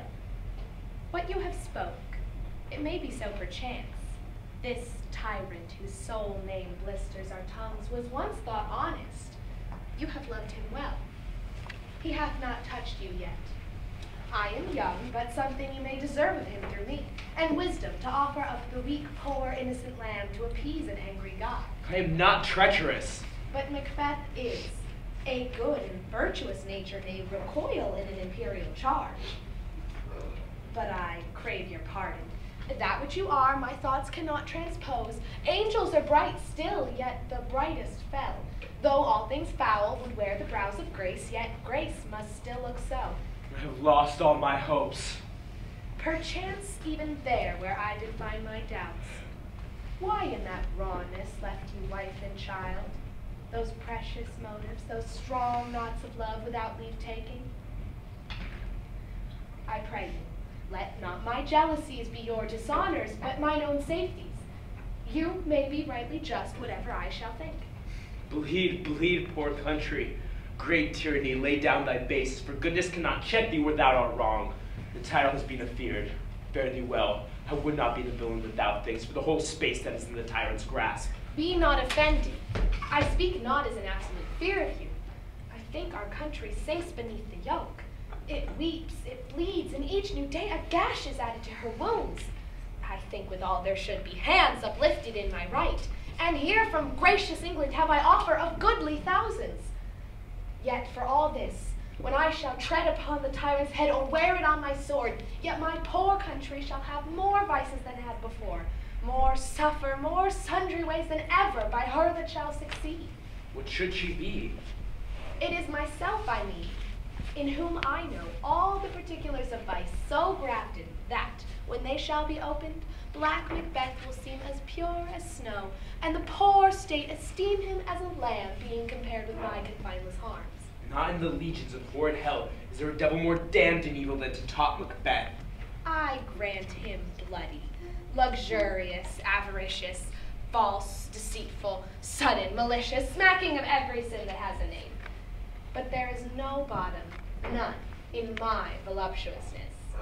Your wives, your daughters, your matrons, and your maids cannot fill up the cistern of my lust, and my desire all continent impediments should o'erbear that to depose my will. Better Macbeth than such an one to reign. Boundless temperance in nature is a great tyranny. It's been the untimely emptying of the throne and the fall of many kings. But do not fear to take what is yours. You may convey your pleasures in the spacious plenty. It may seem cold, but the time you may so hoodwink. We have willing dames enough. There cannot be a vulture need to devour so many as to wit who greatness dedicate themselves, finding it so inclined. With this there grows in my most ill-composed affection such a staunchless avarice, that were I queen, I should cut off the nobles from their land, desire his jewels in this other's house, and my more having would be as a sauce to make me hunger more, that I should forge quarrels unjust against the good and loyal, destroying them for wealth. This avarice strikes deeper and grows with more pernicious root than some receiving lust, and it had been the sword of our fallen kings. But do not fear, Scotland hath the poisons to fill up your will. Of your mere own, all these are portable with other graces weighed. But I have none. The queen becoming graces, as justice, verity, temperance, stableness, bounty, perseverance, mercy, lowliness, devotion, patience, courage, fortitude, I have no relish of them, but abound in the division of each several crime, acting it in many ways. Nay, had I power, I should pour the sweet milk of concord into hell, uproar the universal peace, confound all unity on earth. Oh, Scotland, Scotland! If such a one be fit to govern, speak. I am as I have spoken. Fit to govern? No, not to live. O miserable country, when shall I see thy wholesome days again? Since thy truest issue to the throne, by her own interdiction, stands accursed and blasphemes her own breed. Thy royal mother was a most sainted queen. Thy queen that bore thee was more oftener her knees than on her feet, died every day that she lived. Fare thee well. The evil that thou repeats upon thyself has banished me from Scotland. Macduff, this noble passion, child of integrity, hath from my soul wiped the black scruples, reconciled my thoughts to thy good truth and honor. Devilish Macbeth by many of these trains hath sought to win me into his power, and modest wisdom plucks me from over credulous haste. But God above deals between thee and me. For even now I put myself to thy direction, unspeak mine own detraction. Here abjure the taints and blames I laid upon myself, for strangers to my nature. I am yet unknown to woman, never was forsworn, scarcely have coveted what was mine own, at no time broke my faith, would not betray the devil to his fellow, and delight no less in truth than life. My first false speaking was this upon myself. What I am truly is thine and my poor country's to command. Whither indeed, before thy here approach, old Seward, with 10,000 warlike men all ready to point, was setting forth. Now will together, and the chance of goodness be like our warranted quarrel. Why are you silent? Such welcome and unwelcome things at once. 'Tis hard to reconcile. See who comes here. My countryman, but yet I know him not. My ever-gentle cousin, welcome hither. I know him now. Good God, the times remove the means that make us strangers. Good sir, amen. Stand Scotland where it did. Oh, alas, poor country. It cannot be called our mother, but our grave, where nothing, but who knows nothing, is once seen to smile, where sighs, groans, and shrieks that rend the air are made, not marked, where a violent sorrow seems a modern ecstasy. The dead men's knell is there, scarce asked for who, and good men's lives expire before the flowers in their caps, dying or ere they sicken. O relation, too nice and yet too true. What's the newest grief? Only upon an hour's age doth the speaker hiss. Each minute teems a new one. How does my wife? Well? And my children? Well, too. The tyrant has not battered at their peace? No! They were at peace when I did leave them. Not an ignorant of your speech. How goes it? When I came hither to transport these tidings, which I have heavily borne, there ran a rumor among some worthy fellows that were out, which was to my belief witness the rather, for that I saw the tyrant's power afoot. Now is the hour of help.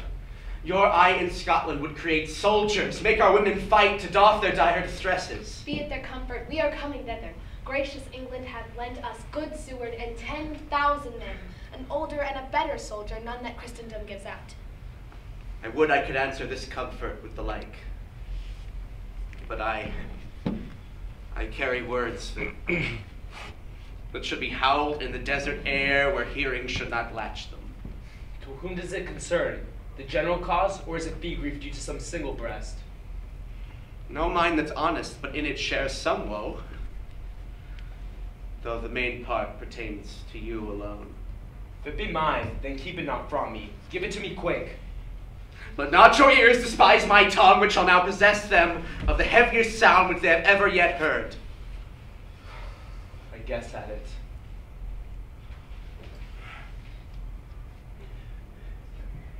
Your castle is surprised. Your wife and babes savagely slaughtered. To relate the matter were on the quarry of these murdered deer to add the death of you. Merciful heaven. What, man? Ne'er pull your hat upon your brow. Give sorrow words. The grief that does not speak whispers the o'erfraught heart and bids it break. And my wife. Wife, children, servants, all that could be found. I must be from hence. And my children. I have said. Be comforted. Let's make us medicines of our great revenge to cure this deadly grief. He has no children. All. Did you say all? Oh, Hellkite, all? All my pretty ones and their dad, that one fell swoop? Dispute it like a man. shall do so, but I must also feel it like a man. I cannot but remember such things that were most precious to me. Did heaven look on and would not take their part? Sinful Macduff, that they were struck for thee. Not for my demerits, but for them, not for their demerits, but for mine fell slaughter on their soul. Heaven rest their souls. Be this the whetstone of your sword. Let grief convert to anger, blunt not the heart, enrage it. I could play the woman with mine eyes, or the braggart with my tongue. Front to front, bring forth this fiend of Scotland and myself. Within my sword's length set him. If he escape, and heaven forgive him too. This tune goes manly. Come, go unto the king. Our power is ready. Our lack is nothing but our need. Macbeth is ripe for the shaking, and the powers above put on their instruments. Receive what cheer you may. The night is long that never finds the day.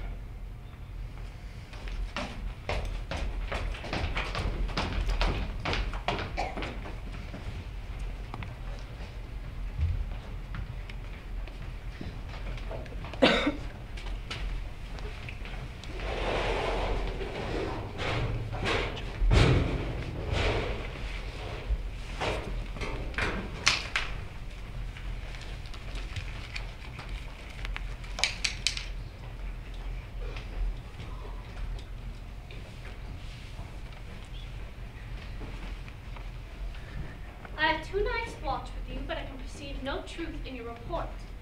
When was it she last walked? Since His Majesty went into the field, I have seen her rise from her bed, put on her nightgown, unlock her closet, take forth paper, write upon it, read it, afterwards seal it, and then return again to bed. Yet all of this while in the most fast sleep. A great perturbation in nature to receive at once the benefit of sleep and do the effects of watching. In this slumbery agitation, besides her walking and other actual performances, what at any time have you heard her say? That, sir, which I will not report after her. You may to me, and 'tis most meet you should. Neither to you nor anyone, having no witness to confirm my speech. Lo you, here she is. This is her very guise, and upon my life, fast asleep. Observe her, stand close. How came she by that light? It stood by her. She has light by her continually. 'Tis her command. See, her eyes are open. Aye, but their sense is shut. What is it she does now? Look how she rubs her hands. 'Tis an accustomed action with her to seem thus washing her hands. I have known her to continue in this for a quarter of an hour. Yet, here's a spot. Hark, she speaks. I shall set down what comes from her to satisfy my remembrance more strongly. Out, damned spot! Out, I say! 1, 2, why then, 'tis time to do it. Hell is murky. Fie, my lord, fie. A soldier and afeard? What need we fear who knows it when none can call our power to account? Yet who'd have thought the old woman to have had so much blood in her? The fate of fight, had a wife. Where is she now? Oh, will these hands never be clean? No more of that, my lord, no more of it. You mar all with this starting. Go to, you have known what you should not. She has known what she should not, I am sure of that. Heaven knows that she has known. Here's the smell of blood. Still, all the perfumes of Arabia will not sweeten this little hand.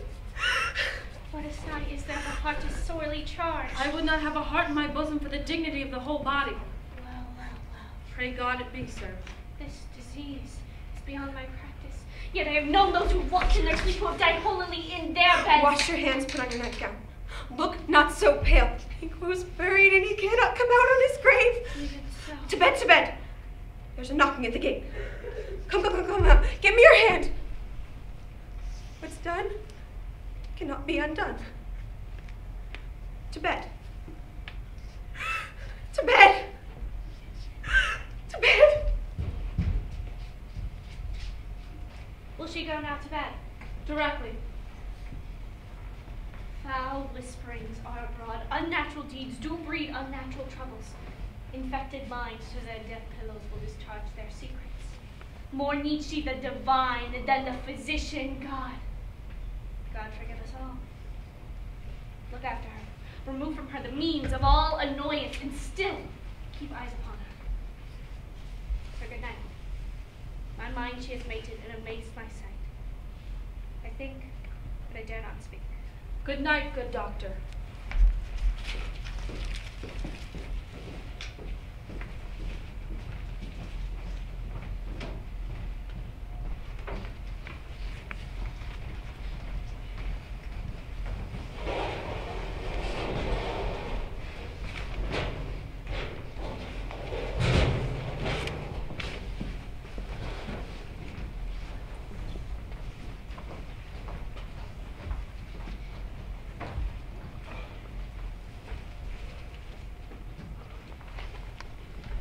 The English power is near, led on by Malcolm, her Uncle Seward, and the good Macduff. Revenge is burning them for their dear cause, which the bleeding and the grim alarm excite the mortified man. Near Burnham Wood shall we well meet them, for that way are they come. How does the tyrant? Great Dunsinane he strongly fortifies. Some say he's mad. Others that do hate him less call it valiant fury. But for certain, he cannot buckle his distempered cause within the belt of rule. Now does he feel his secret murder sticking on his hands? Now minutely revolt his faith preach? Those he commands move only in command, nothing in love. Now does he feel his title hang loosely about him, like a giant's robe on a dwarvish thief? Well, so much as it needs to do the sovereign flowers and drown the weeds.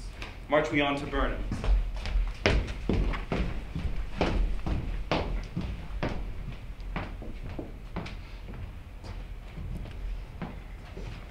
Bring me no more reports, let them fly all.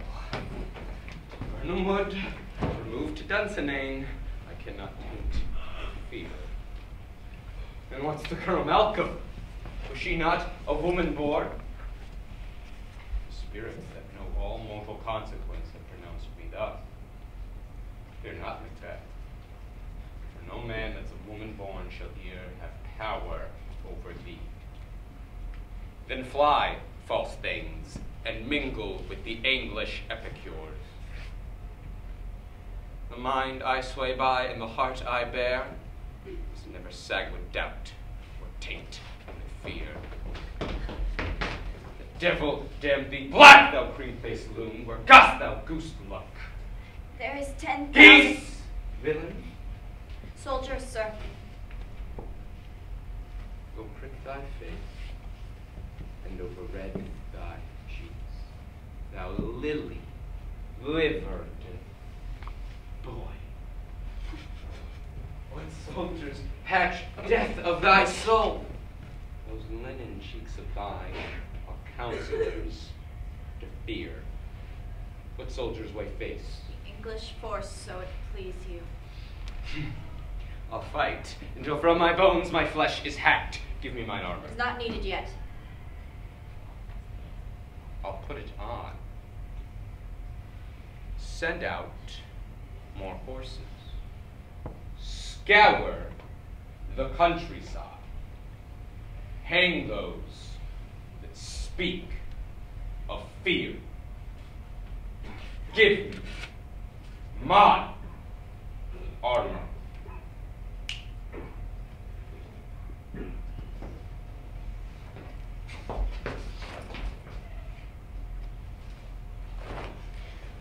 What is your patient, doctor? Not so sick, my lord, as she is troubled with thick-coming fancies that keep her from her rest. Cure her of that. Canst thou not minister to a mind disease? Pluck from memory a rooted sorrow, raise the written troubles of the brain with some sweet and oblivious antidote. Cleanse the stuffed bosom of that perilous stuff which weighs upon the heart. Therein the patient must minister to himself. Throw physics to the dog. I'll have none of it. Servant, send out.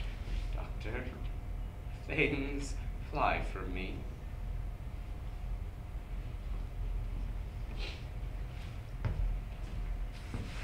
Come, slave. Dispatch.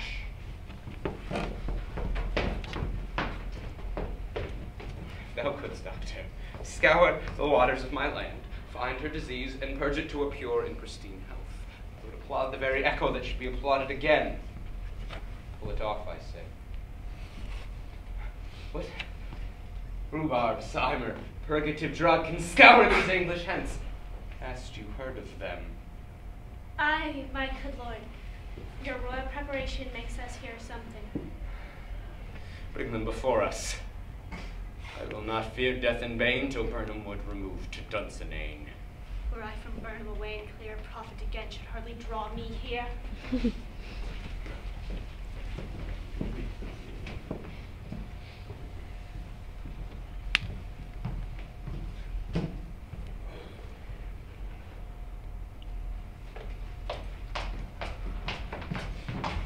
Cousins, I hope the days are near at hand that Chambers will be safe.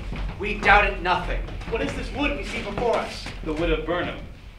Let every soldier hew him down a bough and bear it before him.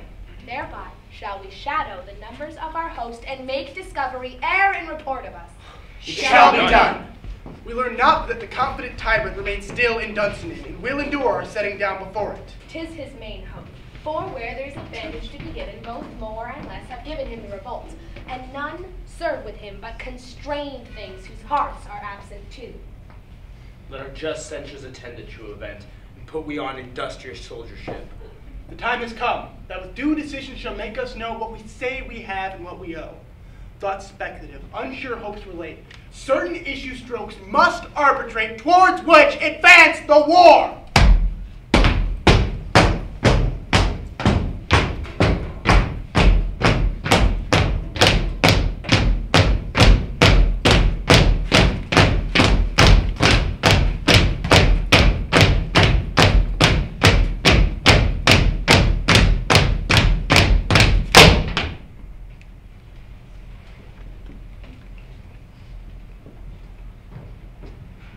Hang our banners on the outward wall. The cry is still, they come, they come.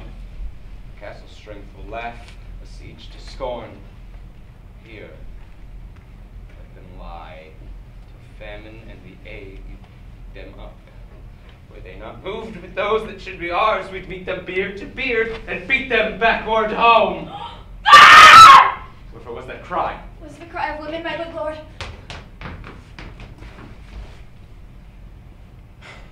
I've almost forgot the taste of fears. The time has been my senses would have pulled to hear a night shriek, and my fell of hair would at dismal treaties rouse and stir as life were in it. Direness, familiar with my slaughterous thoughts, cannot once start me. What was that noise? The queen, my lord, is dead.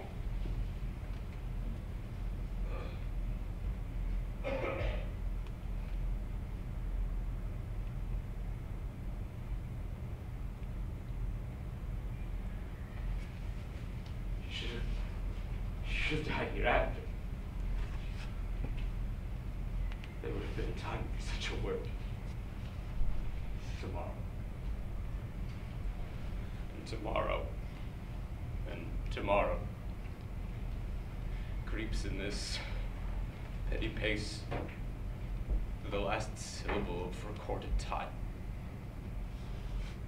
And all our yesterdays have lighted fools the way to dusty death. Out. Out, brief candle. Life is but a poor player that struts and frets upon the stage, and then is heard no more. It is a tale told by an idiot, full of sound and fury, signifying nothing. I come to use thy tongue, my story quickly. I should report that which you say I saw, but I know not how to do it. Say, sir. As I did stand my watch upon the hill, I looked toward Burnham. And anon methought the wood began to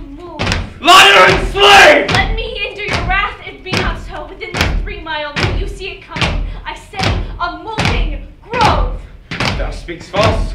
Upon the next tree thou shalt hang till famine cling thee. If thy words be sooth, I care not, but thou dost as much for me now.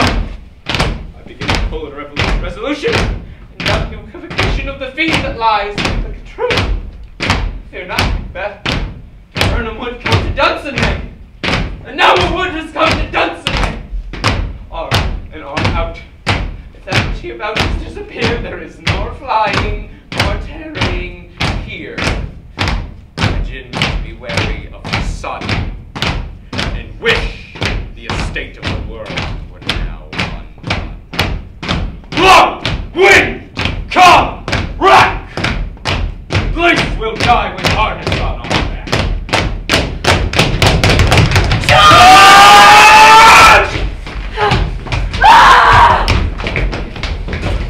You, worthy uncle, shall with my cousin, your right noble son, lead our first battle. Worthy Macduff and we shall take upon us what else remains to do according to our order. Fare thee well. Should we but meet the tyrant's power tonight, or lest be beaten if we cannot fight. Make all our trumpets speak. Give them breath, the clamorous harbingers of blood and death.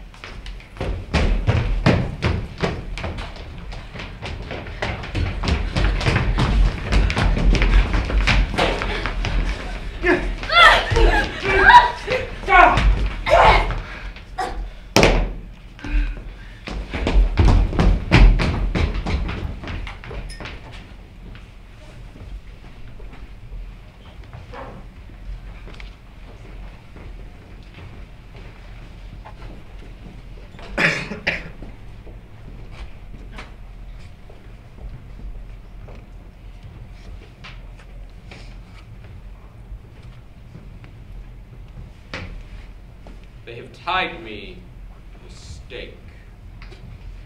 I cannot fly. But bear-like, I must fight the course. What's he that was not of woman born? Such a one am I to fear, or none. What is thy name? Thou should be afraid to hear it. No. No, thou callest thyself a harder name than any is in hell.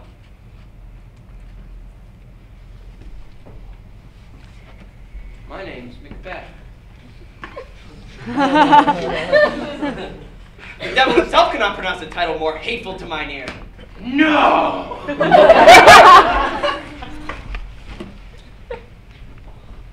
None more feared. Thou lies, abhorrent tyrant! With my sword, I'll prove the lie thou speakest. Ah! Ah! Ah!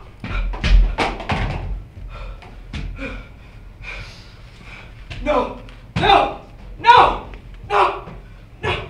Ah! Ah!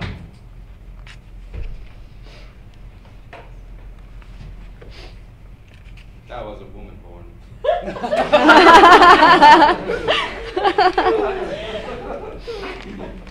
Swords I smile at, weapons laugh to scorn, wielded by a man that was a woman born.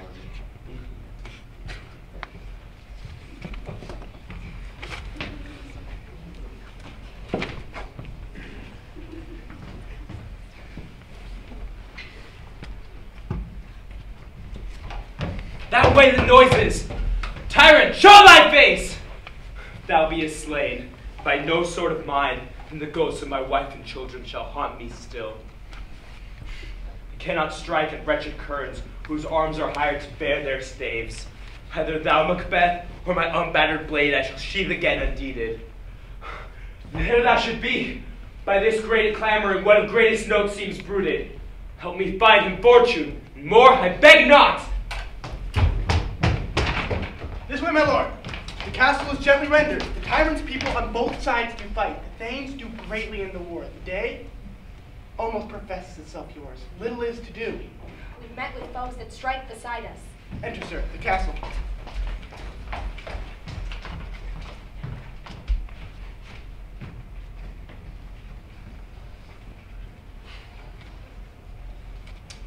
Why should I play the Roman fool and die on mine own sword? For most I see lives. The gashes do better upon them.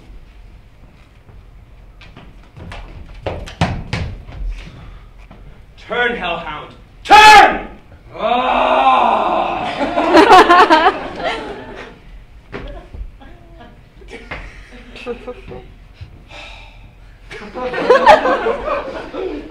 Of all men else, I have avoided thee.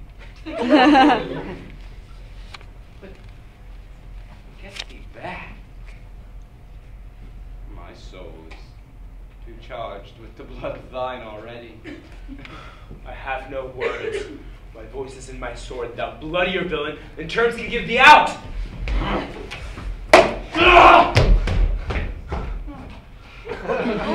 Thou losest labor? How easy mayest thou with the entrenchant air and thy keen sword impress to make me bleed. But thy blade fall on vulnerable crests. I bear a charmed life, which must not yield to one woman born. Despair thy charm, and have that angel which thou still hast served tell thee, Macduff was from his mother's womb untimely ripped.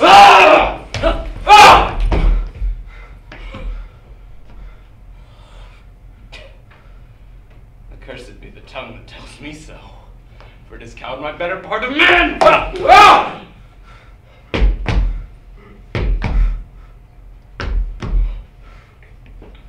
And let these struggling fiends be no more believed. They palter with us in a double sense. They keep the word of promise to our ear and break it to our hope. We will not fight with thee. And yield thee, coward, and live to be the star and gaze of the time. We'll have thee as our rare monsters are, painted on a pole, and under writ, here may you see the tyrant. I will not yield. Kiss the ground before young Malcolm's feet and be baited by the rabble's curse. For Burnham Wood, you come to Dunsinane, and thou will pose be a woman born. Yet I will fight to the last. Before my body, I throw my warlike shield. Lay on Macduff, and be damned he who first yells hold. Enough!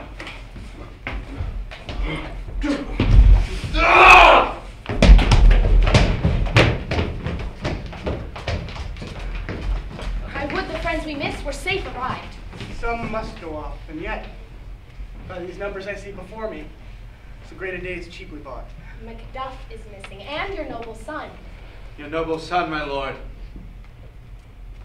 has paid a soldier's debt. He only lived until he was a man, though no sooner had he his prowess confirmed in the unshrinking station where he fought, than like a man he died. And he is dead. Aye, and brought off the field. But my lord, thou must not measure thy cause of sorrow by his worth, for then it hath no end. And he has hurts before. Aye, on the front. And God's soldier be he. Had I as many sons as I have hairs in my head, I could not wish them to a worthier death. He's worth more sorrow, and that I'll spend for him. He's worth no more. They say he parted well and paid his score. Here's a newer comfort. Hail, Queen of Scotland, for so thou art. Behold where stands the usurper's cursed head. I see thee compassed with thy kingdom's pearls, with whose voice I desire loud with mine. Hail, Queen of Scotland! Hail, Queen of Scotland! We shall not spend a large expense of time before we reckon with your several loves and make us even with you. My thanes and kinsmen, henceforth be earls, the first that ever in such an honor Scotland named. What's more to do, as would be planted newly with the time, is calling home our exiled friends abroad, who fled the snares of watchful tyranny, producing forth the cruel ministers of this dead butcher and his fiend-like queen, who, as 'tis thought, by self and violent hands took off her life. This and what needful else calls upon us, by the grace of grace, we will perform in measure, time, and place. So, thanks to all at once, and to each one whom we invite to see us crowned at Scun.